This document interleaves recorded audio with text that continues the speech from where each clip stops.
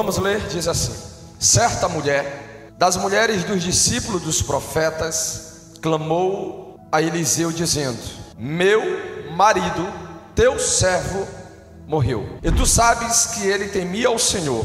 É chegado o credor para levar os meus 2 filhos para lhe serem escravos. Eliseu lhes perguntou: que te hei de fazer? Dize-me, que é que tens em casa? Ela respondeu: tua serva não tem nada em casa, senão uma botija de azeite. Então disse ele: vai, pede emprestadas vasilhas a todos os teus vizinhos, vasilhas vazias, não poucas.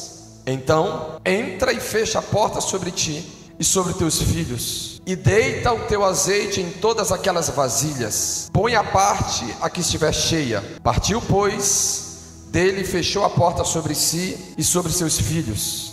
Estes lhe chegavam as vasilhas e ela as enchia. Cheia as vasilhas, disse ela a um dos filhos: chega-me aqui mais uma vasilha. Mas ele respondeu: não há mais vasilha nenhuma. E o azeite parou. Então foi ela e fez saber ao homem de Deus. Ele disse: vai, vende o azeite e paga a tua dívida, e tu e teus filhos vivei do resto. Digam glória a Deus. Antes de você se assentar, feche seus olhos. Querido Espírito Santo, que a nossa mente, o nosso coração, o nosso espírito estejam cativos às tuas revelações e à tua voz. Que nessa noite nós venhamos mergulhar em águas profundas, aprendermos daquilo que o Senhor tem para nos ensinar, porque nós sabemos e reconhecemos o poder que há na tua palavra. Senhor, que toda ação externa seja cancelada nessa noite, para não ter poder de nos roubar aquilo que o Senhor deseja para a nossa vida, em nome de Jesus, amém. A Bíblia vai nos dizer a história de uma mulher. Essa mulher tinha perdido seu esposo e ela tinha 2 filhos. O interessante é que o seu marido, ele estava sendo treinado a ser profeta. Ele fazia parte da escola dos profetas. Ele era discípulo dos profetas. E o que nós precisamos entender é que todos nós que um dia chegamos a qualquer lugar, nós fomos forjados em algum ambiente. O ambiente em que você vive, o ambiente em que você cresce, o ambiente em que você se alimenta, o ambiente em que você tem doado a sua vida, determina aquilo que irá acontecer com você. Todos nós precisamos ter consciência de algo. Da mesma forma que o ambiente tem o poder de gerar sobre a tua vida aquilo que faz com que você se desenvolva, o ambiente também tem o poder de paralisar a mim e a você. O ambiente tem o poder de nos fazer retroceder. O ambiente tem o poder de nos fazer desistir de sonhos. O ambiente tem o poder de nos fazer fracassar o propósito. O ambiente tem o poder de nos fazer desistir daquilo que Deus tem prometido para as nossas vidas. Mas o ambiente, ele tem o poder de nos fazer vivenciar, crescermos naquilo que Deus tem para nossas vidas. Digam glória a Deus. Quando uma pessoa está no ambiente correto, por mais que as palavras externas sejam contrárias, ela sabe para onde ela está indo, porque há outras pessoas indo para o mesmo lugar. Você sabe, hoje 100%, na verdade, para não ser muito enfático naquilo que eu vou declarar agora, 99,9% das pessoas que se perderam na caminhada foi por causa dos ambientes. Foram pessoas que perderam o propósito por causa do ambiente que estavam inseridas, por causa do trabalho, por causa do casamento, por causa da vizinhança, por causa dos colegas, dos amigos, das amigas, por causa até mesmo dos crentes. Os ambientes, eles têm esse poder de nos influenciar, porque 70% de tudo aquilo que você se tornou está relacionado com o ambiente que você cresceu, com o ambiente que você vive, com o ambiente que você viveu. Porque afinal de contas nós nascemos praticamente como uma folha em branca. Nada tinha escrito, apenas aquilo que Deus desejava para a nossa vida. Mas ao longo da caminhada, você se deparou com homens, mulheres, pessoas. Você se deparou com circunstâncias, situações, frustrações. Você se deparou com medo. Você se deparou com opiniões, com vontades. Você se deparou em circunstâncias que determinaram aonde você está. Eu me alegro porque muitas circunstâncias e ambientes me pararam, outros me fizeram avançar. Circunstâncias essas que eu me lembro que uma certa vez eu estava enlouquecido porque queria ir para a África. E eu conversando com o meu pastor, contando para ele o desejo, a vontade de ir, o ambiente me fez entender que não era hora. Eu poderia ter ido, me frustrado e até morrido. Mas o ambiente de conselho, o ambiente de sabedoria, o ambiente de chamar a atenção através de uma liderança fez com que eu reconhecesse o meu desejo. Poderia até ter uma ótima intenção, mas a minha estrutura não suportaria aquele momento. O nosso ambiente, ele precisa estar alinhado com aquilo que de verdade é a vontade de Deus. Essa mulher, ela, antes de falar mal do profeta, antes de se levantar contra os discípulos do profeta, ela reconheceu algo: o meu marido não serviu em vão. O meu marido não gastou a vida dele sendo treinado para viver algo para um Deus que ele acreditava, e eu também, à toa. Eu já sei, agora eu estou vivendo o pior momento da minha vida, já que o credor, ele não vai vir, ele já chegou. A Bíblia diz que ela fala para Eliseu: os credores chegaram, eles estão aí, e eles querem levar os meus 2 filhos como escravo. Ela foi no ambiente certo, ela foi no lugar certo, ela foi buscar resposta e socorro no lugar certo. Olha, Deus nessa noite vai destravar teu espírito para entender: o lugar onde você busca socorro não é no Facebook, não é na vizinhança, é no altar de Deus, é na casa dos profetas, é onde Deus tem resposta para a tua vida. Às vezes nós estamos indo no lugar errado. Às vezes nós estamos contando a nossa vida para pessoas que não podem nos dar nada daquilo que é necessário. Imagina se essa mulher vai buscar em alguém que não entendia das coisas espirituais. Talvez o conselho que fosse dado a ela é: entrega teus filhos, você agora está sozinha, teu marido morreu e ainda deixou dívida para você, ou procura um outro marido. Ela foi em um lugar aonde ela encontrou um homem de Deus que pergunta para ela: o que tu tens? E aquela mulher com toda sinceridade responde: tua serva nada tem a não ser. Havia algo ali, havia uma vasilha, mas essa vasilha não estava vazia, tinha algo nela. Tinha um bem precioso nela, tinha algo que não pode faltar na minha e na sua vida, tinha algo que não pode faltar na minha e na sua casa. O azeite é para os filhos, o azeite é para os filhos, o azeite é para aqueles que reconhecem: se o Espírito Santo está na tua casa, tem que haver azeite lá. Você pode ficar sem tudo, você pode ficar sem trabalho, você pode perder dinheiro, você pode sofrer um golpe, você pode ser traído, pode se levantar contra a tua vida, podem provocar o que quiserem em você. Não perca azeite, que o azeite venha a estar na sua casa, que seja a última coisa, mas esteja diante do Senhor em sinceridade de espírito. Aquela mulher não respondeu: olha, Senhor, eu ainda tenho algo na poupança, só que não é o suficiente. Eu ainda tenho um dinheiro guardado, eu ainda tenho uma quantia, eu ainda tenho algo para... Não, ela não tinha nada a não ser azeite. E aí Eliseu olha para ela e diz: mulher, vai e emprestas as vasilhas dos teus vizinhos, vasilhas vazias, e não poucas. Preste atenção. Às vezes nós estamos emprestando das pessoas aquilo que já está cheio. Às vezes nós estamos emprestando das pessoas aquilo que não vai ter o poder de encher. Isso começa quando nós chegamos diante de pessoas para tomar por empréstimo, muitas das vezes, os ouvidos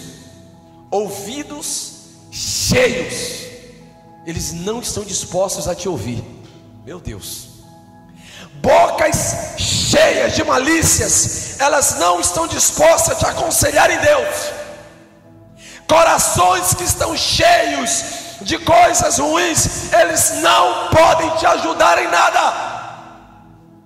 Precisa estar vazio de si mesmo para poder ser preenchido pelo Espírito. Você pode estar passando pelo seu pior momento, mas se você estiver vazio de si, Deus vai te encher. Você vai ser um bom aconselhador, você vai ser uma mulher de Deus, um homem de Deus. Você vai ter algo a apresentar às pessoas. Vasilhas vazias e não poucas. Sabe por que não poucas? Porque Deus não nos dá nada pela metade. Quando a bênção do Senhor repousa sobre o homem, sobre a mulher, sobre uma casa, sobre uma família, ela vem por completa. Pastor, mas por que muitas das vezes eu percebo que a bênção está vindo devagar? O problema não está na bênção, o problema está na estrutura que eu e você temos para suportar o que Deus tem para a nossa vida. Sabe por quê? Porque eu não me canso de falar. Tem homens e mulheres que, se hoje Deus der um carro, ele se separa. Se Deus der uma moto, ele se separa. Se Deus der um bom trabalho, ela nunca mais pisa na igreja. Se Deus der um trabalho para ele nunca mais ora. Deus vai te dar a bênção no momento em que você tiver estrutura para suportar, meu Deus. Deus não quer te perder. Foi necessário um alto preço para poder te tirar das trevas. Deus, para me tirar das trevas, foi necessário um alto preço na cruz do Calvário, a preço de sangue ele derramou para ter a mim e a você. Ele não vai me perder.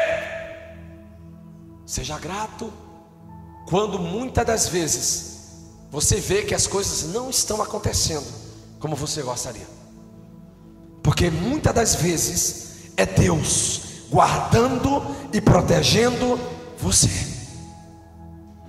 Partiu, pois, ele. Ai, Jesus. Agora nós precisamos entender algo. Partiu, pois, dele, fechou a porta sobre si e sobre seus filhos. Esses lhe chegavam as vasilhas e ela as enchia. Sabe de um detalhe? O que ela fez? Ela entra em casa e fecha tem bênçãos, elas só são derramadas quando a porta está fechada. Tem bênçãos que só são derramadas quando a porta está fechada. É aquela pessoa que, quando tudo está dando errado, ela vai em busca da bênção, ela vai em busca do Senhor, ela vai em busca do profeta, ela vai em busca de uma resposta. Quando a porta estava aberta, ela não queria saber de Deus, ela não ia para a igreja, ela não desejava Deus. Mas quando a porta se fechou, ela foi em busca da bênção para a vida dela. Quando a porta se fechou, o azeite foi derramado. O azeite encheu as vasilhas. O azeite fez com que houvesse abundância naquela casa. Agora tem um detalhe, talvez você ainda não entendeu. O azeite, ele não foi criado, ele foi multiplicado, ele aumentou. Sabe o que isso significa? Que Deus vai utilizar do que já existe na sua casa para multiplicar a bênção na sua vida. Talvez você tenha apenas um restinho de oração, talvez você tenha apenas um pouquinho de clamor, você já não aguenta mais, mas é desse pouquinho, Deus vai multiplicando, Deus vai multiplicando, Deus vai multiplicando, até preencher a tua casa da vontade dEle. Por isso, eu te aconselho a não desistir. Se você ora 5 minutos, continua. Se você ora 10 minutos, continua. Se você tem apenas um pouco de oração diária, continue. Se ainda existe um pouco de unção, continue. Se ainda existe um pouco de lágrima, continue a chorar. Deus vai ouvir o teu clamor. É de um pouco de azeite que, através de uma palavra do profeta, o Senhor gera algo. Talvez você olhe e diga assim: pastor, mas Deuteronômio capítulo de número 15 diz que se atentares para os mandamentos do Senhor, não tomarás emprestado, mas emprestarás. Aonde estava o problema desse homem? Já que ele deixou dívida para sua esposa. O problema não estava na dívida, o problema estava na cabeça. Porque enquanto esse homem estava vivo, as dívidas eram pagas. Enquanto esse homem estava de pé, as dívidas eram pagas. Mas no momento em que ele partiu, vem as dívidas aumentarem para poder arrancar da mulher tudo que ela mais tinha, que eram seus filhos. Talvez você, muitas das vezes, acredite que o esposo que você tem não é o que você gostaria em Deus, mas é a cabeça, é o que você tem. Enquanto ele estiver de pé, querendo ele ou não, querendo você ou não, querendo a tua casa ou não, a bênção vai vir de alguma maneira. Porque existe alguém ali, existe alguém como cabeça. Agora, uma decisão daquele homem de tomar emprestado gerou consequências para a sua família. Mas tem um detalhe: Deus não deve nada a ninguém. Deus não deve nada a ninguém. Por isso que, se você parar para observar, essa mulher, ai meu Deus, ela não chega diante do profeta como uma coitadinha. Ela chega diante do profeta como de verdade uma profetisa. Ela se impõe diante dele para trazer para ele que a necessidade dela existia, mas existia também algo que ela precisava apresentar para ele. Olha como ela inicia a conversa: meu marido, teu servo, morreu, e tu sabes que ele temia o Senhor. É chegado o credor para levar os meus 2 filhos para lhes serem escravos. Ela chegou apresentando a ele o que ela tinha. Ela chegou apresentando a ele argumento.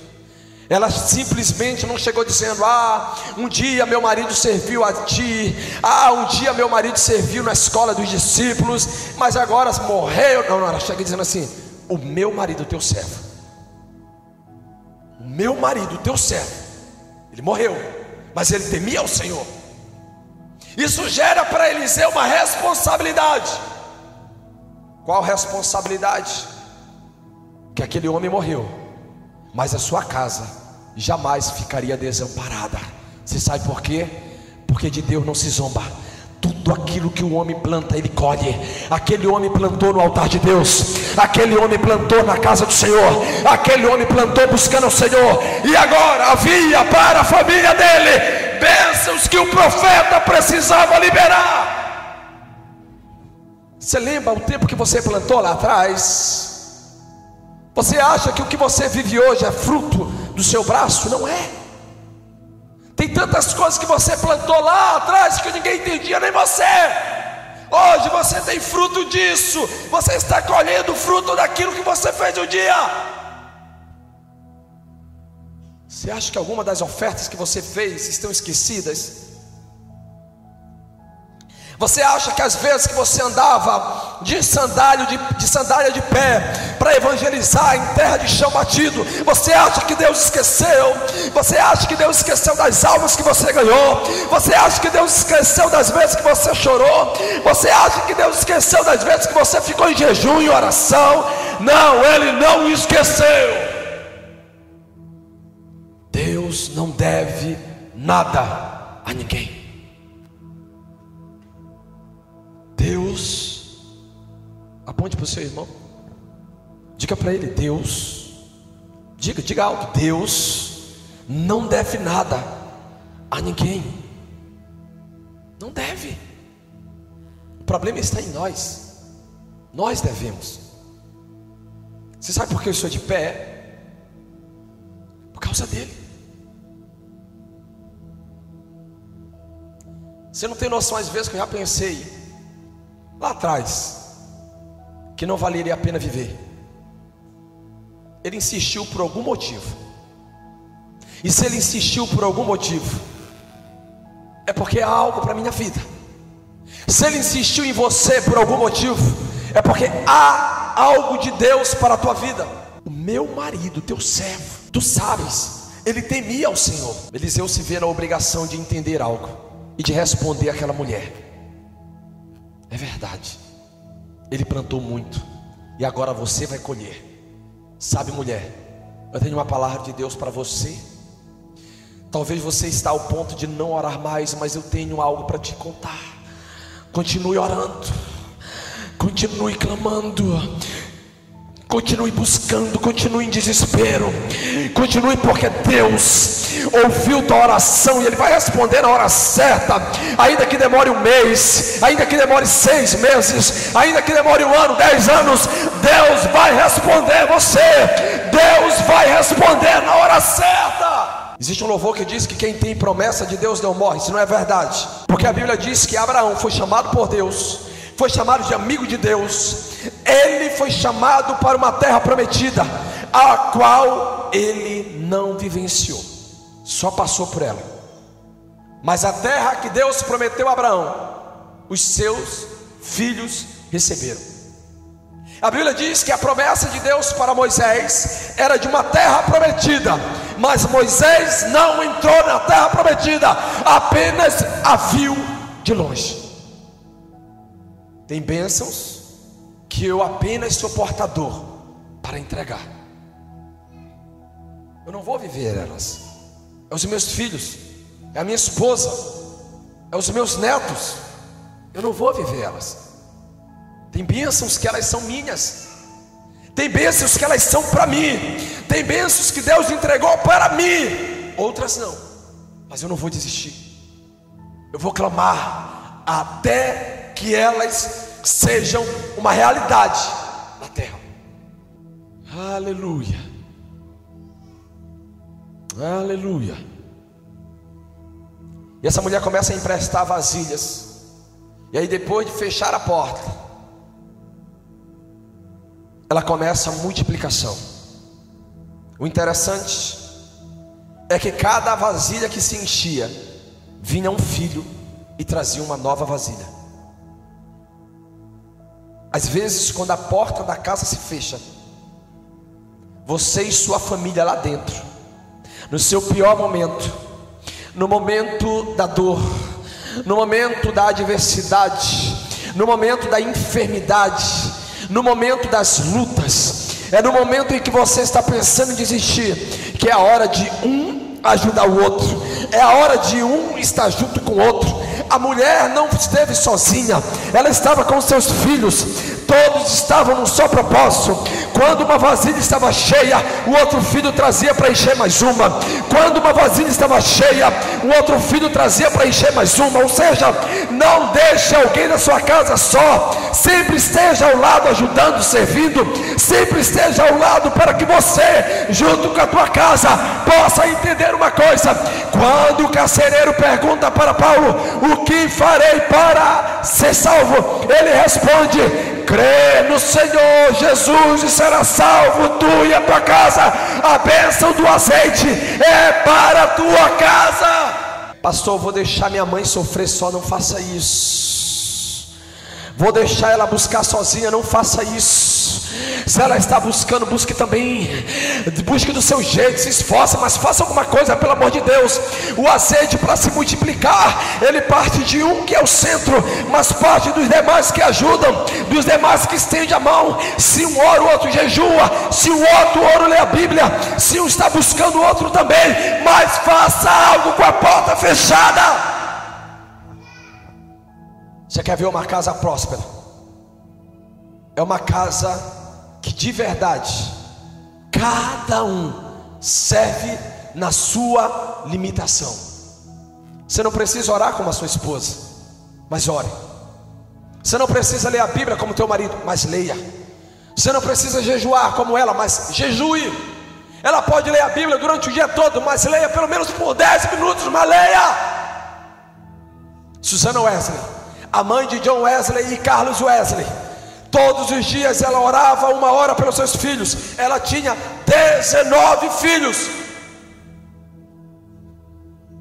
E ela faz uma declaração: o sucesso dos teus filhos está relacionado à oração que você tem por ele.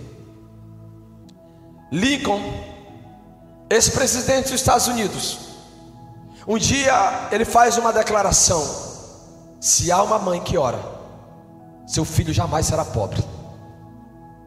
Se há uma mãe que ora, seu filho jamais vai ser improdutivo. Você lembra de Ana? Quando Ana está no templo orando, no altar de Deus, a Bíblia diz que Eli, olhando para ela, diz assim: mulher, estás embriagada nesse momento? E ela olha e diz assim: não, meu senhor, eu não sou filha de Belial. A palavra Belial significa imprestável. Todo filho de Belial é imprestável. Toda pessoa que ela é filho de Belial é porque um dia a mãe não orou por ela. Porque toda mãe que derrama lágrimas pelos seus filhos, um dia vai acontecer algo. Ela jamais estará desamparada. Pastor, Bíblia para isso. Uma certa vez, oh meu Deus, Jesus está na cruz do Calvário, e de repente Maria olhando para ele em lágrimas. Ele olha para baixo, vê Maria e diz assim: ai meu Deus. Ele olha e vê que do lado dela está João, e ele olha para João e diz: homem, eis aí a tua mãe. Olha para ela e diz: mulher, eis aí o teu filho. Ou seja, Jesus estava voltando para o Pai, mas Maria não iria ficar desamparada. Deus estava constituindo João como agora filho de Maria, e Maria tendo João como filho. Deus jamais vai desamparar você. Ele sempre vai levantar alguém para dar continuidade àquilo que Ele tem para a tua vida.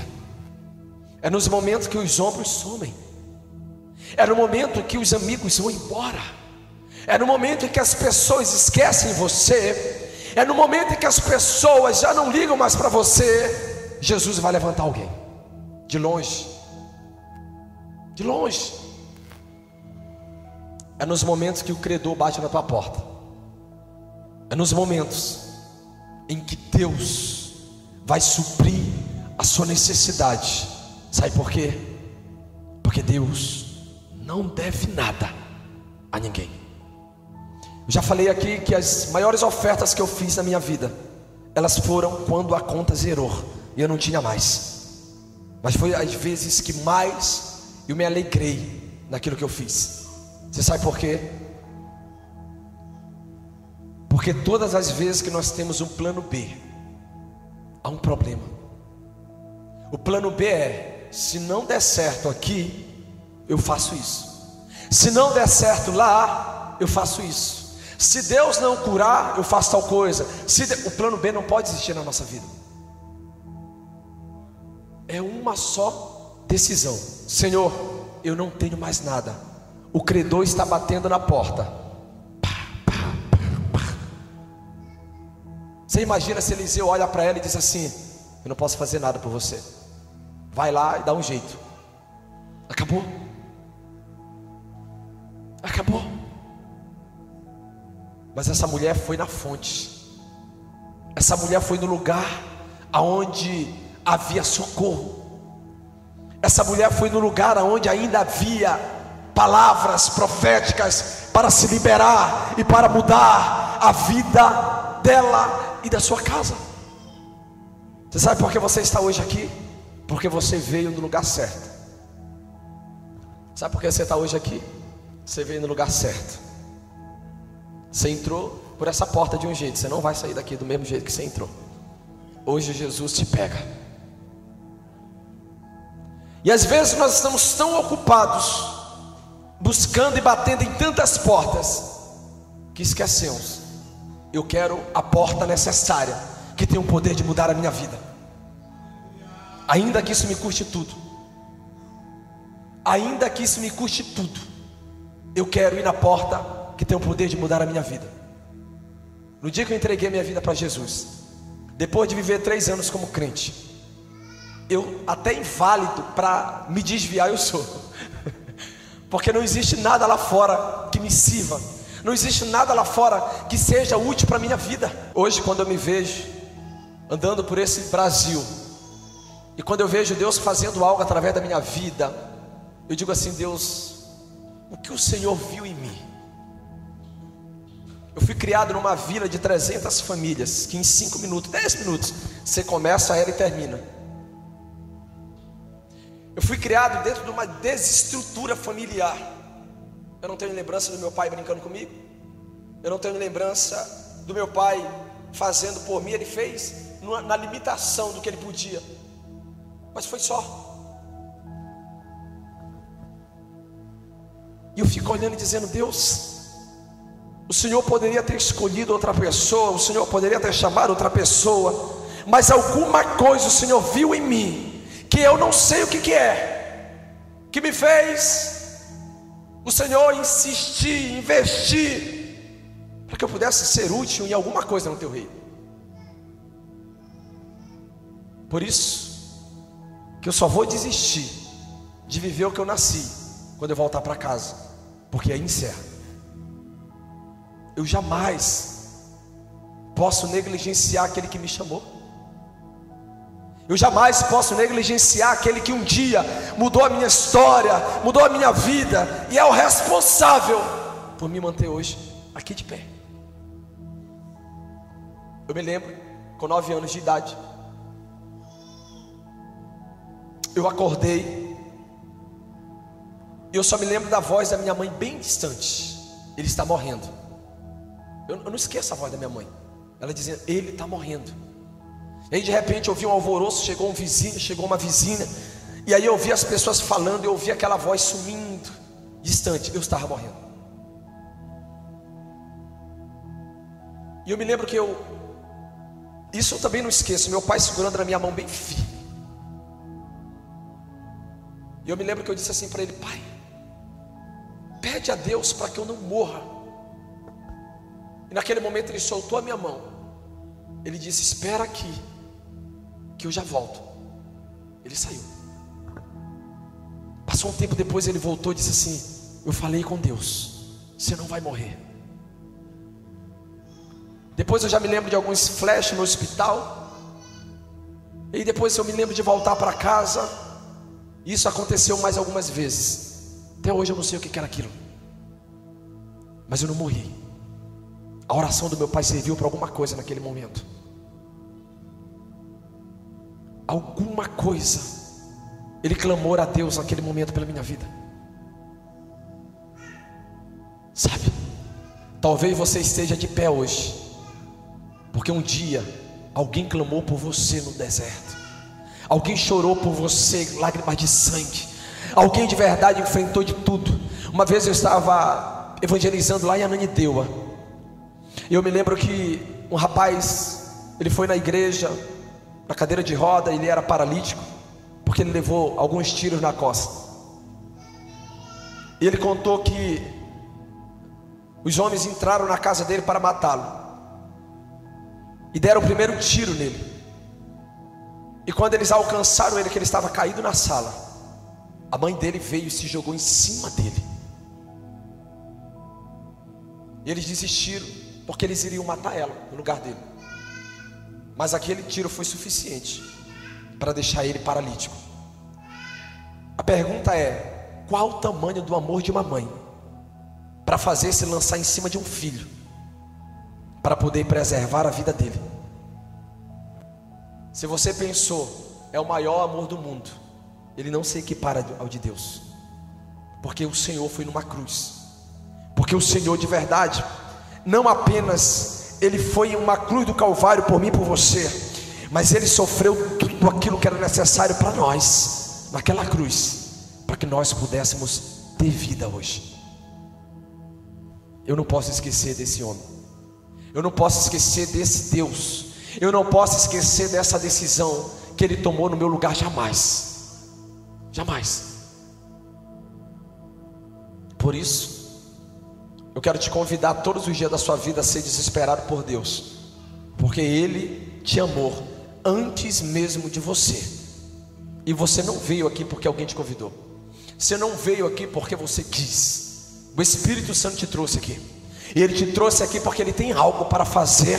Ele tem algo para falar e já está falando. Ele tem algo para realizar na sua vida.